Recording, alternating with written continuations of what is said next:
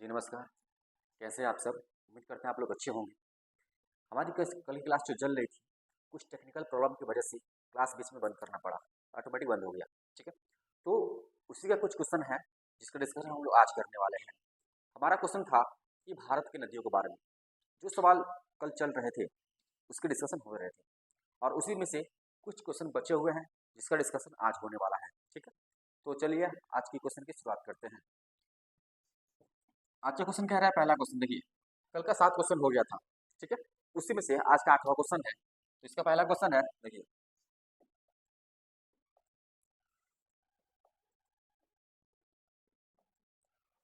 इसका पहला क्वेश्चन है कि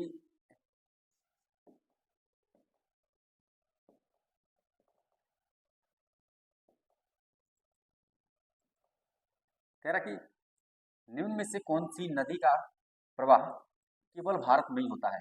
समझिए, ये कह रहा है इसमें से कौन सी नदी है जिसका प्रवाह केवल भारत में होता है। देखते हैं। देखिए, रावी नदी है, सिंधु है, ब्यास, सतलज है। ठीक है। ठीक है, रावी नदी, इसका उद्गम तो भारत में होती है, लेकिन यह जाकर मिलती है पाकिस्तान में। ठीक है, पाकिस्तान में चली जाती है, यानी ये भी हमारा आंसर नहीं होगा।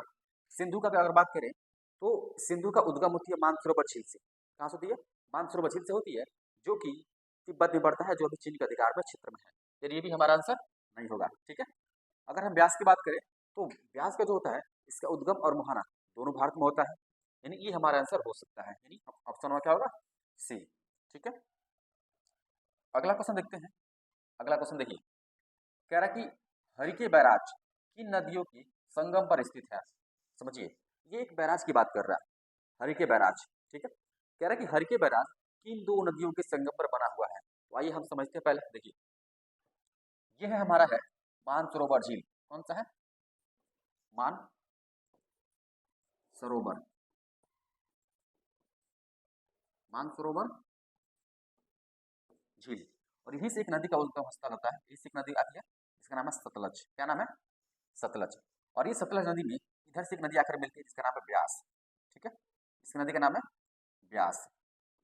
देखिए, ब्यास। और इन्हीं ब्यास और सतलज, ये है सतलज, लिख देते हैं सतलज। ब्यास और सतलज के यहाँ के संगम पर बना हुआ है, जिसका नाम है हरिके बैराज। क्या नाम है? यहाँ पे एक बैराज बना हुआ है, और इस बैराज का नाम है हरिके बैराज। हरिके बैराज। ठीक है। कहाँ पे है? तो ये ब्यास और सतलज के संगम पर है हरिके बैराज। और इसी इसी बैराज से एक यहाँ से एक नहर निकलती है। ठीक है। इसी हरिके बैराज से एक नहर निकलती है, और इस नहर का नाम है इंदिरा गांधी नहर, जो भारत की सबसे लंबी नहर है। क्या है? जो भारत की सबसे लंबी नहर। इस नहर का नाम है, इस नहर का नाम है इंदिरा इंदिरा गांधी नहर। और यह भारत की सबसे लंबी मानव नदी नहर है। ठीक है। इसका पुराना नाम अगर बात करें, इसका पहले नाम क्या था? इसका पुराना नाम नाम था इसका राजस्थान नहर। राजस्थान नहर। इसलिए नाम इसका राजस्थान नहर पड़ा, क्योंकि ये नदी की अधिकतम कहाँ बहती है? राजस्थान में बहती है। ठीक है। समझिए, तो अगर हम हर के बैराज की बात करें तो कहाँ है? ब्यास और सतलज नदी के संगम पर। देखते हैं। रावी है, ये भी नहीं होगा। रावी सतलज, ये भी नहीं होगा। चेनाब नहीं होगा। ब्यास और सतलज, ऑप्शन नंबर डी। ठीक है। अगला क्वेश्चन देखते हैं क्या कह रहा है। कह रहा है कि सिंधु नदी निम्न में से किन पर्वतों के मध्य प्रवाहित होती है। समझिए, ये पूछ रहा है कि जो सिंधु नदी होती है, ये किन दो पर्वतों के मध्य प्रवाहित होती है। तो पहले हम समझते हैं। ठीक है। देखिए, हमारे जो कश्मीर में है, जो क्या बोलते हैं, श्रेणी। देखिए, ये एक श्रेणी है, फिर इसके नीचे भी एक श्रेणी है, और यहाँ पे एक श्रेणी है। ठीक है, 3 श्रेणी।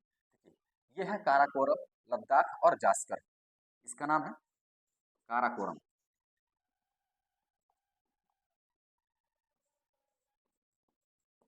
काराकोरम।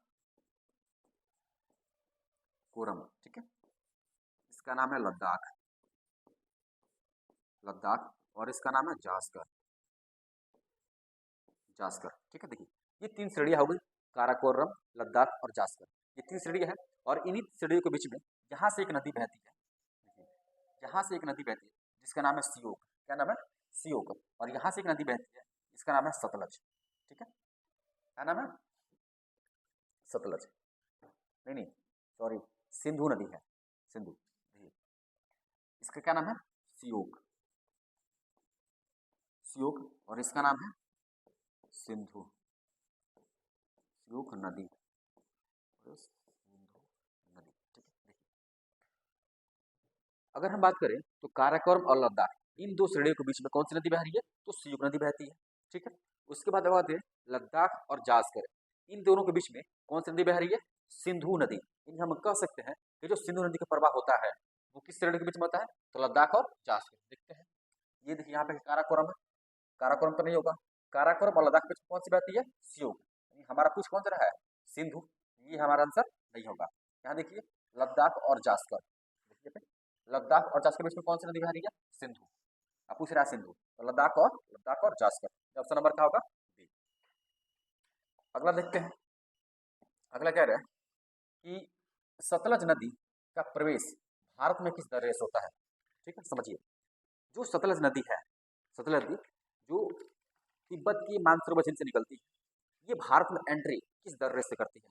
तो इसका आंसर होगा शिवकिला। क्या आंसर होगा? शिवकिला। ठीक है, आंसर होगा शिवकिला। शिवकिला दर्रे से जो सतलज नदी होती है वो भारत में प्रवेश करती है।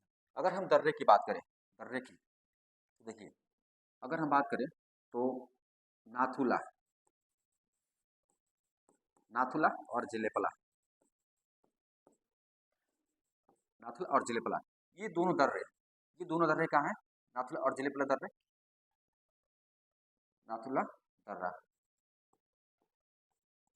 और जिलेपला दर्रा, ये दोनों अगर बात करें तो ये दोनों है सिक्किम में।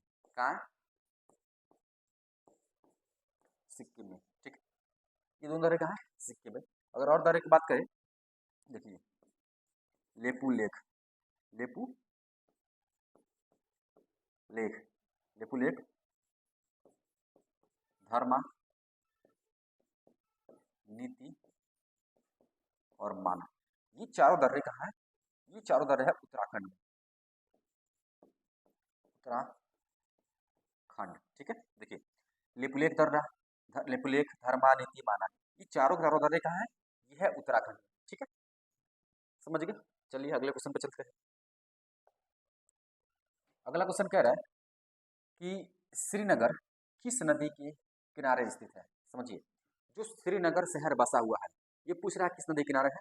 तो ये है झेलम नदी किनारे। किस नदी किनारे? झेलम। Option number C. ठीक है, ये जो श्रीनगर है ये कश्मीर घाटी में स्थित है। ठीक है, कश्मीर घाटी में स्थित है और इसी कश्मीर घाटी में, इसी कश्मीर, देखिए अगर हम बात करें, ये हमारा है कश्मीर घाटी और यहाँ से बह रही है झेलम नदी। कौन सी नदी है? ये है कश्मीर घाटी, कश्मीर घाटी, और इसका नाम है झेलम नदी, झेलम नदी। ठीक है, यह है कश्मीर घाटी और यह है झेलम नदी। और इसी झेलम नदी में यहाँ पर है एक झील, एक झील है और इस झील का नाम है बुल्लर झील। क्या नाम है? इस झील का नाम है बुल्लर, बुल्लर झील, और यह भारत के सबसे मीठे पानी की झील है। ठीक है, भारत की सबसे सबसे मीठे पानी की झील, भारत भारत की सबसे मीठे पानी की झील। ठीक है, समझिए ये हमारा पूरा का पूरा कश्मीर घाटी हो गया। इसी कश्मीर घाटी को बीचों बीच एक नदी निकली जिसका नाम है झेलम नदी। ठीक है, और इसी झेलम नदी में एक स्थान है यहाँ पे जहाँ पड़ती है हमारा क्या? बुल्लर झील। कौन सी पड़ती है? बुल्लर झील। और इसी बुल्लर झील जो है हमारा भारत के सबसे मीठे पानी की झील है। ठीक है, चलिए अगला क्वेश्चन देखते हैं। अगला क्वेश्चन कह रहा है कि सिंधु नदी का उद्गम व मुहाना क्रमशः कहाँ है? इसका पूछ रहा है, देखिए सिंधु नदी का पूछ रहा है। ठीक है, ये पूछ रहा है कि सिंधु नदी जो बहती है इसका उद्गम और मुहाना कहाँ होता है, तो समझिए। अभी हमने आपको बताया था ये है मानसरोवर झील। कौन सा है? मानसरोवर झील है, मानसरोवर झील। और ये है कहाँ? ये है तिब्बत में, तिब्बत में, जो वर्तमान में चीन के अधिकार क्षेत्र में है। ठीक है। और इसी मानसरोवर झील से एक नदी निकलती है, जिस नदी का नाम है सिंधु। ठीक है। और ये सिंधु यहाँ से निकलती है और भारत में होते हुए, भारत में शिप के लिए दर्रे से एंट्री करती है। भारत में कहाँ से एंट्री करती है? शिप के लिए दर्रे से एंट्री करते हुए पाकिस्तान में जाकर बहते हुए, और ये अरब सागर में गिरती है। कहाँ गिरती है? अरब सागर।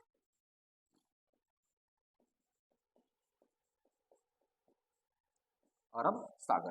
ठीक, समझिए। ये जो सिंधु नदी है, ये सिंधु नदी मानसरोवर झील से निकलती है और भारत में सिप के दर्रे से इंटर करती है। और इंटर करने के बाद फिर जाती है पाकिस्तान, और पाकिस्तान से होते हुए कहाँ जाती है? ये गिरती है अरब सागर में। यानी हम ये कह सकते हैं कि इसका जो उद्गम होता है, इसका ये उद्गम उद्गम और ये है इसका मुहाना। अरब सागर क्या है? मुहाना। ठीक है। यानी इसका उद्गम कहाँ से होती है? मानसरोवर झील। और मुहाना कहाँ है? अरब सागर। देखते हैं। तो पहले हमारा क्या आना चाहिए? हमसे पूछा है, सबसे पहले उद्गम पूछा है। तो उद्गम यानी मानसरोवर झील, ये पहले अरब सागर है, यानी ये हमारा आंसर नहीं होगा। मानसरोवर झील और अरब सागर, यानी ऑप्शन नंबर हमारा बी। क्या होगा ऑप्शन? Option number B. ठीक है। अगला क्वेश्चन देखते हैं। अगला क्वेश्चन देखिए, पूछ रहा है कि टिहरी बांध किन नदियों के संगम पर स्थित है? देखिए, जो टिहरी बांध की बात कर रहा है, टिहरी बांध जो भारत की सबसे लंबी बांध है। ठीक है। भारत सबसे लंबी बांध टिहरी बांध, इसकी क्या पूछ रहा है? ये है किन नदियों के संगम पर? समझिए, जहां से एक नदी आती है जिसका नाम है अलकनंदा। क्या नाम है? अलकनंदा। देखिए, जहां से एक नदी आती है और इस नदी का नाम है अलकनंदा। ठीक है। अलकनंदा। और इधर से एक नदी आती है जिसका नाम है भागीरथी। क्या नाम है? भागीरथी। और ये अलकनंदा है, इसका नाम है अलकनंदा, और इस नदी का नाम है भागीरथी। ठीक है। देखिए, ये हो गया अलकनंदा और ये हो भागीरथी। ये जो दोनों दोनों नदियां जहाँ मिलती है, ये मिलती है देवप्रयाग में। कहाँ मिलती है? ये दोनों को दोनों मिलती है देवप्रयाग। दोनों दोनों कहाँ मिलती है? देवप्रयाग। और यहीं पे गंगा का निर्माण होता है, इसी देवप्रयाग में। यहीं पर यहीं पर गंगा नदी का निर्माण होता है, कह सकते हैं निर्माण होता है। समझिए, जो देवप्रयाग है, इसी देवप्रयाग में गंगा नदी का क्या होता है? निर्माण होता है। और कौन नदियों को मिलने से होता है? एक तो अलकनंदा और एक भागीरथी। ठीक है। अभी जो भागीरथी है, इसी भागीरथी में देखिए, इधर से एक नदी आकर मिलती है, इधर से एक नदी आकर मिलती है भागीरथी में, इधर से एक नदी आकर मिली भागीरथी में। और इस नदी का नाम है भिलांगना। क्या नाम है? भिलांगना। ठीक है। भिलांगना नदी, इधर से नदी आकर मिलती है भिलांगना। और ये कहाँ मिलती है? ये मिलती है गोविंद प्रयाग। देखिए, इस जहाँ पे भागीरथी और भिलांगना दोनों मिलती है, इस प्रयाग का नाम है गोविंद प्रयाग। क्या नाम है? गोविंद प्रयाग। ठीक है। भागीरथी और भिलांगना दोनों कहाँ मिलती है? गोविंद प्रयाग में। और इसी गोविंद प्रयाग में, समझिए, इसी गोविंद प्रयाग में यहाँ पे है जिसका नाम है टिहरी बांध। क्या नाम है? टिहरी बांध। कौन से बांध है? टिहरी बांध। तो पूछा क्या था कि टिहरी बांध किन नदियों के संगम पर है? तो कौन सी है? ये भागीरथी हो गया और दूसरी भिलांगना हो गया। यानी दो नदियों के संगम पर क्या है? टिहरी बांध। तो कौन कौन सी? भागीरथी और भिलांगना। देखते ऑप्शन कहाँ है? भागीरथी अलकनंदा, अलकनंदा है ना, फिर ये ऑप्शन नहीं होगा। भागीरथी मंदाकिनी, ये नहीं होगा। अलकनंदा, अलकनंदा होगा, मंदाकिनी नहीं होगा। भागीरथी और भिलांगना। ठीक है। यानी ऑप्शन नंबर क्या हो जाएगा? डी। Option number D. समझ गए पूरा डायग्राम? अगला क्वेश्चन देखते हैं। अगला क्वेश्चन कह रहा है कि निम्नलिखित में से ब्रह्मपुत्र नदी द्वारा विश्व की सबसे बड़ी नदी विश्व की सबसे बड़ी नदी द्वीप माजुली द्वीप का निर्माण किस राज्य में होता है? समझिए, सवाल ये पूछ रहा है कि जो विश्व की सबसे बड़ी नदी द्वीप है, उसका जो निर्माण है वो किस राज्य में होता है? समझिए, अगर हम बात करें ब्रह्मपुत्र नदी के, ठीक है, देखिए, सबसे सबसे पहले समझते हैं कि ब्रह्मपुत्र नदी आगे कैसे बहती है। देखिए, ये है हमारा मानसरोवर झील, मानसरोवर झील, ठीक है। और इसी मानसरोवर झील से हमने आपको बताया था पिछले क्लास में क्या है, 3 नदियां निकलती हैं, एक हो गई सिंधु, सतलज और ब्रह्मपुत्र। हम ब्रह्मपुत्र का बनान जानते हैं। इस यहाँ से एक नदी निकलती है जिसका नाम है सांगपो। यहाँ से एक नदी निकलती है जिसका नाम है सांगपो। क्या नाम है? इस नदी का नाम है सांगपो, सांगपो नदी, ठीक है। सांगपो नदी ये अरुणाचल प्रदेश में होते हुए जैसे भारत में एंटर करेगी, जैसे ही भारत में एंटर करेगी इसका नाम बदल जाएगा। इसका हो जाएगा, देखिए इस नदी का नाम बदल जाएगा। जैसे ही भारत में एंटर करेगी इसका नाम बदल जाएगा। अब इसका नाम हो जाएगा दिहांग। क्या नाम हो जाएगा?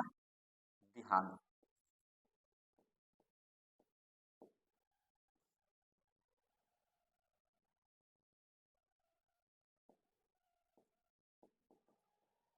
दिहांग, ठीक है।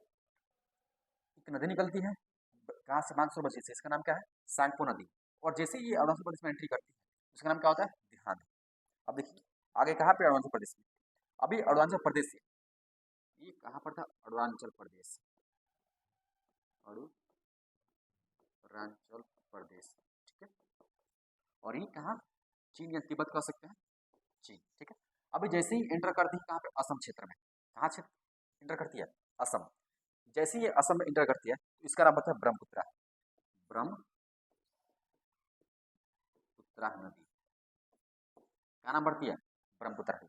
और इसी ब्रह्मपुत्र नदी में, इसी ब्रह्मपुत्र नदी में, और ये पड़ता है असम। कहाँ पड़ता है? असम। और इसी ब्रह्मपुत्र नदी में एक द्वीप पड़ता है, एक द्वीप जिसका नाम है माजुली द्वीप, माजुली द्वीप, ठीक है। इसी ब्रह्मपुत्र नदी में एक द्वीप पड़ता है जिसका नाम है माजुली द्वीप। और ये जो माजुली द्वीप है ये भारत की नहीं बल्कि पूरे विश्व की सबसे बड़ी, पूरे विश्व की सबसे बड़ी नदी द्वीप है। क्या है ये? विश्व की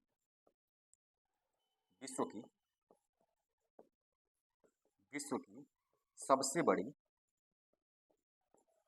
सबसे बड़ी नदी द्वीप है, ठीक है। ये विश्व की सबसे बड़ी द्वीप है। अब देखिए ब्रह्मपुत्र, अब देखिए नदी के बारे में। देखिए ये असम में तो क्या कह रही? ब्रह्मपुत्र। अब इसके बाद जैसे ये बांग्लादेश में एंट्री करती है तो इसका नाम बदलता है जमुना। क्या नाम होता है? जमुना, ठीक है। समझिए नदी तो एक ही है लेकिन इसके नाम 4 है अलग अलग क्षेत्र में। देखिए जैसे ये नदी मानसरोवर झील से निकलती है तो इसका नाम होता है सांगपो। क्या नाम होता है? सांगपो। जैसे मानसरोवर झील से निकलेगी तो इसका नाम क्या हो जाएगा? सांगपो नाम होगा, ठीक है। उसके बाद जैसे भारत में, और भारत के राज्य है अरुणाचल प्रदेश, जैसे ही अरुणाचल प्रदेश में एंटर करेगी उसका नाम क्या हो जाएगा? दिहांग। क्या नाम होगा? दिहांग। फिर अरुणाचल प्रदेश से जैसे ही असम राज्य में एंटर करती है तो इसका नाम पड़ता है क्या? ब्रह्मपुत्र नदी। क्या नाम पड़ता है? ब्रह्मपुत्र, ठीक है। और ये असम के बाद जैसे ये एंटर करती है बांग्लादेश, कहाँ एंटर करती है? ये है बांग्लादेश में, बांग्लादेश, ठीक है। जैसे ये बांग्लादेश में एंटर करती है इसका नाम क्या होता है? जमुना। तो आप देख रहे हैं कि नदी तो एक ही है लेकिन इसका अलग अलग क्षेत्र में अलग अलग इसका नाम है। पूरा समझ गया? देखिए यहाँ पे है असम में, समझ गया आप? माजुली द्वीप। अगर बात, ये तो सबसे बड़ी द्वीप हो गई, लेकिन अगर आपसे सवाल पूछे कि पूरे विश्व की सबसे छोटी, पूरे विश्व की सबसे छोटी नदी द्वीप कौन सी है? तो उमानंदा। कौन सी है? उमानंदा। और वो भी पड़ता है असम क्षेत्र में, इसी माजुली के आसपास पड़ता है, इसी माजुली के आसपास। और इसका नाम है क्या? उमानंदा, उमानंदा द्वीप, उमानंदा द्वीप। और ये विश्व की, ये जो उमानंदा द्वीप है ये विश्व की सबसे छोटी नदी द्वीप है। क्या है? विश्व की सबसे छोटी नदी द्वीप। याद होगा, विश्व की सबसे बड़ी नदी द्वीप माजुली द्वीप, और विश्व की सबसे छोटी नदी द्वीप उमानंदा द्वीप, ठीक है। और दोनों दोनों कहाँ है? असम में है। कहाँ है? असम है। और असम में इस नदी को क्या बोलते हैं? ब्रह्मपुत्र। हम कह सकते हैं कि ब्रह्मपुत्र में दोनों द्वीप है, ठीक है। चलिए, तो आंसर क्या पूछ रहा था? ब्रह्मपुत्र नदी विश्व की सबसे नदी, माधुरी द्वीप का निर्माण किस राज्य में होता है? राज्य पूछा था ना, कहाँ होता है? असम। क्या होता है? Assam. Option number B, option number B. अगला क्वेश्चन देखते हैं। ये पूछ रहा है कि सियाचिन ग्लेशियर से निकलने वाली नदी का चुनाव करें। देखिए, विश्व का सबसे ऊंचा युद्ध स्थल सियाचिन, और वहां से एक नदी निकलती है, और उस नदी का नाम है नुब्रा। क्या नाम है? नुब्रा। ठीक। अभी इस युग का वर्णन आपको बताया था, कहाँ से निकलती है? ऊपर था लद्दाख, जास्कर, फिर पंजाब। तो जो लद्दाख और जास्कर के बीच में कौन सी नदी निकलती है? सियोग। ठीक है। सिंधु जो था, सिंधु था वो लद्दाख और जास्कर से निकलती है। ठीक है। रावी नदी तो भारत में निकलती है, लेकिन जहाँ कहाँ मिलती है? पाकिस्तान में। ठीक है, नुब्रा। अगला क्वेश्चन देखते हैं। अगला क्वेश्चन कि निम्नलिखित में से गंगा नदी प्रणाली के संदर्भ में कौन से कथन सही है? देखिए यहाँ पे क्या बोल रहा है? सही है। गंगा नदी है, उसके बारे में सही कथन पूछ रहा है। ठीक है, समझिए गंगा नदी का। कह रहा है कि गंगा का उद्गम गंगोत्री हिमनद के पास गौमुख से होता है। कुछ एग्जाम्स की अगर हम बात करें, तो वहां पे गंगोत्री ऑप्शन लेते हैं। ठीक है, लेकिन कुछ एग्जाम में अभी हम आपको बताया इधर से एक नदी आती है, क्या नाम है? अलकनंदा। और इधर से नदी आती है भागीरथी, और दोनों कहाँ मिलती है? देवप्रयाग में, और यहीं पे गंगा का निर्माण होता है। हमें अभी आपको ये बात बताया था। ठीक है, तो अगर देखते हैं अगला क्या करें कि देवप्रयाग में भागीरथी, देखिए यहाँ पे क्या लिखा है? देवप्रयाग में भागीरथी और अलकनंदा मिलकर गंगा का निर्माण करती है। अभी आपको पहले बताया था, यानी ये ऑप्शन तो सही है। ठीक है, कोसी, घाघरा और गंडक गंगा की प्रमुख उत्तर तटीय सहायक नदियां हैं। सही बात है। देखिए पहले समझते, देखिए ये हमारा हो गई गंगा नदी। गंगा नदी, इस गंगा नदी के ये वाला भाग है दक्षिणी भाग, और ये वाला भाग है उत्तरी भाग। ठीक है, उत्तरी भाग।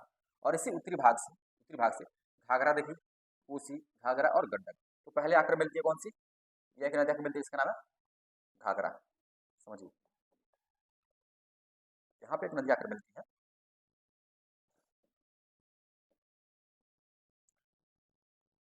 घाघरा, फिर आकर मिलती है गंडक, और फिर मिलती है कोसी। ये तीनों की तीनों नदियां जो है, ये तीनों तीनों ये गंगा के उत्तर दिशा से आती है। कहाँ से आती है? गंगा के उत्तर दिशा आकर मिलती है। यानी ये भी हमारा स्टेटमेंट क्या है? सही है। 2 और 3 तो सही है, लेकिन आइए अगर पहला की बात करें, पहला का उद्गम गंगोत्री हिमनद के पास गौमुख से होती है। कुछ एग्जाम्स में ये ऑप्शन सही होता है, और कुछ एग्जाम से ये ऑप्शन सही होता है। लेकिन कंडीशन देखिए, अगर दोनों ऑप्शन दिया है, अगर आपके क्वेश्चन में दोनों ऑप्शन दिया हुआ है, तो आप सबसे बेस्ट होगा कि आप दूसरे वाले को टिक करें। इसको टिक करें, दूसरे वालों को, क्योंकि यही सही है। ठीक है, तो हमारा आंसर क्या होगा? 2 और 3, ऑप्शन नंबर सी। ठीक है, अगला देखते हैं। अगला कह रहे हैं कि पश्चिम बंगाल और सिक्किम दोनों राज्यों से होकर प्रभावित होने वाली नदी कौन सी है? ये पूछ रहा है कि पश्चिम बंगाल और सिक्किम, ये दोनों राज्यों से बहने वाली नदी कौन सी है? सोचिए, अगर हम कोसी की बात करें, कोसी तो ये हमारा बहती है नेपाल में और प्लस बिहार में। कोसी तो बिहार के हर एक बच्चा जानता है कोसी नदी के बारे में, क्योंकि कोसी नदी को बिहार का शोक कहते हैं। बिहार का क्या कहते हैं? शोक। ठीक है, देखिए हुगली, अगर हम हुगली की बात करें तो ये झारखंड से निकलती है, ठीक है। और नहीं, हुगली, ये हुगली जो है ये गंगा की वितरिका है। अभी हमने आपको बताया था कि जैसे ये गंगा नदी बह रही है, यहाँ पे फरक्का बैराज, क्या है? फरक्का बैराज, और इसी फरक्का बैराज से एक नदी निकलती है, इसका नाम क्या है? हुगली। क्या नाम है? हुगली। तो ये कहाँ बहती है? पश्चिम बंगाल में। ये जाती नहीं है उधर, यानी ये भी हमारा आंसर क्या होगा? ये भी नहीं होगा, ये भी नहीं होगा। अगर हम सोन की बात करें, सोन, तो ये निकलती है अमरकंटक से, ये है अमरकंटक, और यहाँ से निकलती हुई और जाकर कहाँ मिलती है? गंगा में। देखिए ये है अमरकंटक चोटी, अमरकंटक चोटी से निकलती है सोन नदी, और ये सोन नदी यहाँ से निकलती है और कहाँ जाकर मिलती है? गंगा में। ठीक है, तो ये भी हमारा आंसर नहीं होगा, ये भी आंसर नहीं होगा, बिहार मिलती है। ठीक, अगला है तीस्ता। तीस्ता ये पश्चिम बंगाल, उधर सिक्किम से आती है, और पश्चिम बंगाल होते हुए जाकर किससे मिलती है? गंगा में। इधर से आती है, सिक्किम से आती है, और पश्चिम बंगाल में कहाँ मिलती है? गंगा में। ये ऑप्शन हमारा होगा, ऑप्शन नंबर डी। ठीक है, अगला क्वेश्चन देखते हैं कि इनमें से कौन सी नदी अरब सागर में नहीं गिरती है? समझिए, यही तो कह रहा है, नदी का नाम दिया हुआ है और पूछ रहा है इनमें से कौन कौन सी नदियां हैं जो अरब सागर में क्या होती है? नहीं गिरती है। समझिए पहले, देखते हैं। देखिए महानदी, अगर हम महानदी की बात करें तो जो ये महानदी होती है ये अमरकंटक से निकलती है। कहाँ से निकलती है? अमरकंटक। जो ये मैकाल पर्वत की सर्वोच्च चोटी है, समझिए ये है अमरकंटक, ठीक है। अमरकंटक, यहाँ से तीन नदियां निकलती है। अमरकंटक, अमरकंटक, यहाँ से कितनी निकलती है? तीन। एक इधर निकलती है सोन, जो अभी आपको बताया। यहाँ से निकलती है इसकी महानदी, इस नदी का नाम है सोन नदी। सोन नदी, इस नदी का नाम है महानदी। महानदी, और ये कहाँ गिरती है? ये गिरती है बंगाल की खाड़ी में। बंगाल की खाड़ी, ठीक है। इसका मुहाना क्या? बंगाल खाड़ी। और यहाँ से एक नदी निकलती है जिसका नाम है नर्मदा, नर्मदा नदी, ठीक है। देखिए ये अमरकंटक जो चोटी है, इस अमरकंटक चोटी से, इस अमरकंटक चोटी से, अमरकंटक चोटी से कितनी निकलती है? सोन, नर्मदा और महानदी। यानी हम, और देखिए महानदी कहाँ गिर रही है? बंगाल की खाड़ी में। तो ये कहाँ गिर रही है? बंगाल की खाड़ी, बंगाल की खाड़ी में गिरती है, ठीक है। ब्रह्मणी भी, ये भी गिरती है कहाँ? बंगाल की खाड़ी में। ताप्ती, ये गिरती है अरब सागर। ये कहाँ गिरती है? अरब सागर, ठीक है। शरावती भी कहाँ गिरती है? देखिए ये सब गिरती है कहाँ पे? अरब सागर में, अरब सागर, समझिए। हमसे क्या बोला था? इनमें से कौन सी नदी अरब सागर में नहीं गिरती है? यानी ऐसी नदी का नाम बताइए जो अरब सागर में नहीं गिरती। तो ये तो तीनों अरब सागर में गिरती है, ठीक है। और ये दोनों कहाँ गिरती है? बंगाल की खाड़ी में। तो वहीं नहीं गिरने वाली ऑप्शन कौन सा होगा? ब्रह्मणी और महानदी। 4 और 5, ऑप्शन नंबर बी, ठीक है। Option number B. देखिए अगला क्वेश्चन कह रहा है कि अरब सागर में गिरने वाली अधिकतर नदियां क्या बनाती है? ठीक है। अगर हम अरब सागर की बात करें तो अरब सागर में गिरने वाली अधिकतर नदियां क्या बनाती है? समझिए। देखिए ये हमारा हो गया भारत, दक्षिण भारत, ठीक है। और दक्षिण भारत, यहाँ पे है हमारा कौन सा तट? यहाँ पे हमारा पश्चिमी तट। कौन सा तट है? ये है पश्चिमी तट। क्या है? पश्चिमी तट है। और इस पश्चिमी तट से तोड़कर नदियां आती है, ठीक है। अब देखिए नदियां दो चीज का निर्माण करती है, एक होता है एस्चुरी और एक होता है डेल्टा। समझिए कि एस्चुरी कब बनाती है और डेल्टा कब बनाती है, ठीक है। देखिए अगर मान लीजिए इधर से कोई नदी आ रही है, देखिए इधर से कोई नदी आ रही है बहते हुए, और इसके इधर भी एक पर्वत है और एक इधर भी पर्वत है, और दोनों पर्वतों के बीच से नदियां निकल रही है। कहाँ से निकल रही है? दोनों पर्वतों के बीच से जब नदी निकलेगी तो जितने ये अपर्दन करके लाई हुई अवसाद होती है उन सारे नदियों को ले जाकर और नीचे पर कहाँ करती है? तो नीचे पर जाया करती है जहाँ पे ये मुहाना बनाती है, यानी दोनों पार करके यहाँ से, और यह कहाँ गिराएगी? सागर में गिरा देगी। क्या गिराएगी? सागर में गिराएगी। और जब ये सागर में गिराएगी तो वहां पे निर्माण होगा एस्चुरी का। किसका निर्माण होगा? एस्चुरी का, ठीक है। अगर दोनों तरफ पर्वत है तो नदी किसका निर्माण करती है? एस्चुरी का, ठीक है। लेकिन अगर ये पर्वत नहीं है, देखिए अगर ये पर्वत नहीं है तो किसका निर्माण करती है? अगर नदी बहते हुए आ रही है और दोनों तरफ पर्वत नहीं है तब ये निर्माण करते हैं डेल्टा का।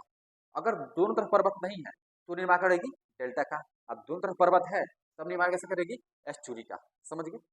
लेकिन अगर एक तरफ पर्वत है, अगर एक तरफ पर्वत है और एक तरफ कुछ नहीं है, तो यहाँ पे इस कंडीशन में इधर तो निर्माण करेगी डेल्टा का और इधर हमारा निर्माण करेगी एस्चुरी, यानी एस्चुरी और डेल्टा दोनों का निर्माण करेगी, ठीक है। किसका निर्माण करेगी? दोनों का। तो देखिए पश्चिमी घाट में हमारे अधिकतर पर्वत है और इसकी ऊंचाई बहुत ज्यादा है। मैंने किसमें है? पूर्वी घाट से ज्यादा ऊंचाई किसमें है? पश्चिमी घाट में।